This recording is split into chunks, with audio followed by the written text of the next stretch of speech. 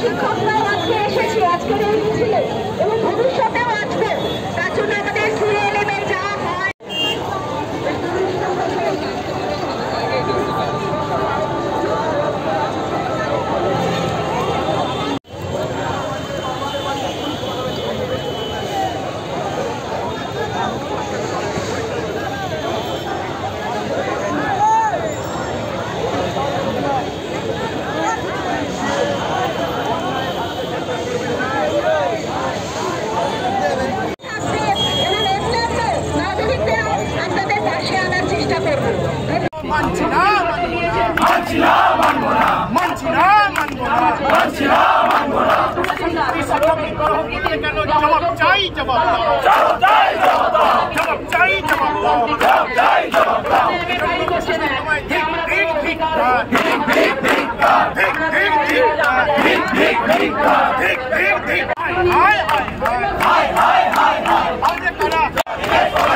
আমাদেরকে পুরস্কার চাকরিতে পুনর্বহাল করতে হবে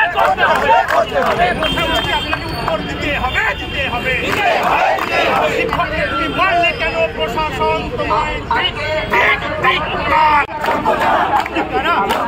কলকাতাতে জেলায়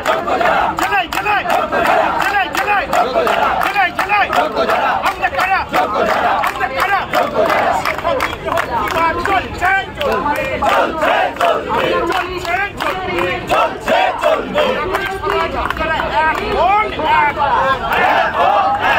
নাগরিক সমাজ আপনারা ভুল করেছি, আমাদের ক্ষমা করো।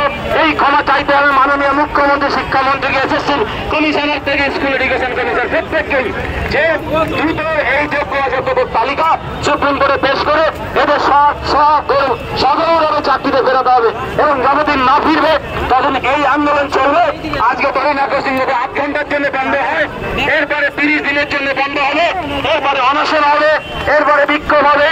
আমার মনে হয় পেটে যখন লাঠি ধরে অফিস থেকেই তো ইনস্ট্রাকশন যাচ্ছে স্কুলগুলিতে যাদের চাকরি গেছে তাদের বেতন স্যালারি সাবমিট করবেন না। 7 দিন আটকে রেখে দিয়েছিলেন পোর্টাল এখন খুলেছেন, এই সমস্তগুলি করছেন। তার পেটের চায় তারা ডিএ অফিসে গেছে, তারা কোনো অন্যায় করেনি।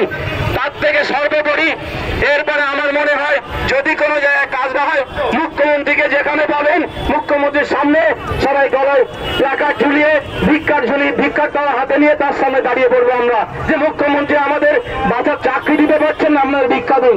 এছাড়া কি করবেন? পশ্চিমবঙ্গকে বিশ্বের দরবারে যা ছোট করেছেন, শিক্ষা ক্ষেত্রে হাজার হাজার মানুষকে এইভাবে পথে বসিয়েছেন, শিক্ষকরা তারা আজকে পথে বসে আছে, শিক্ষামন্ত্রী চুপ করে বসে আছেন। উনি সুন্দর পলিটিক্যাল কথা বলছেন, পরিবারের দায় স্বীকার করতে হবে, দ্রুত এদেরকে চাকরিতে ফেরানো, একদম ট্রান্সপারেন্ট ক্লিয়ার বক্তব্য রাখুন। লিগাল ওয়েতে চাকরি গেছে, লিগাল ওয়েতে ফেরত আনবো। এডুকেশন ডিপার্টমেন্ট ইমিডিয়েটলি সার্কুলার করুন যে একদম সুপ্রিম কোর্টের রায় রেফারেন্স দিয়ে এই রেফারেন্সে যাদের চাকরি গেছে তারা শিক্ষাক্ষেত্রে ফিরে আসুন। তাকে দায়িত্ব নিতে হবে, পুলিশের কাছে যদি ভুল হয় তাকে দায়িত্ব নিতে হবে।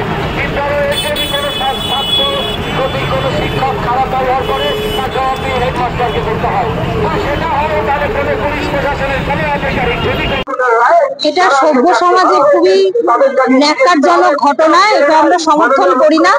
আমরা 2016 ব্যাচ না, তাই নাগরিক সমাজের অংশীদার হিসেবে আমরা সবাই এই প্রতিবাদে সামিল হতে এসেছি। এই যে বিষয়টা যে পুলিশ অতি সক্রিয় দেখাচ্ছে, এই বিষয়ে কিভাবে দেখবেন এটা বলবেন? শিক্ষামন্ত্রী মুখ্যমন্ত্রীর দায়িত্ব নিতে হবে।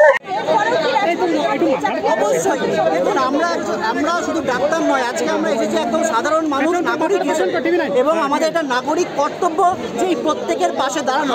আমরা ছোটবেলা থেকে জানি যে একজন শিক্ষক শিক্ষিকা জাতির মেরুদণ্ড তৈরি করে, তো ফলত সেই মেরুদণ্ডের উপর যখন আঘাত নেমেছে আমাদের নৈতিক কর্তব্য তাদের পাশে থাকে। আমার মনে হয়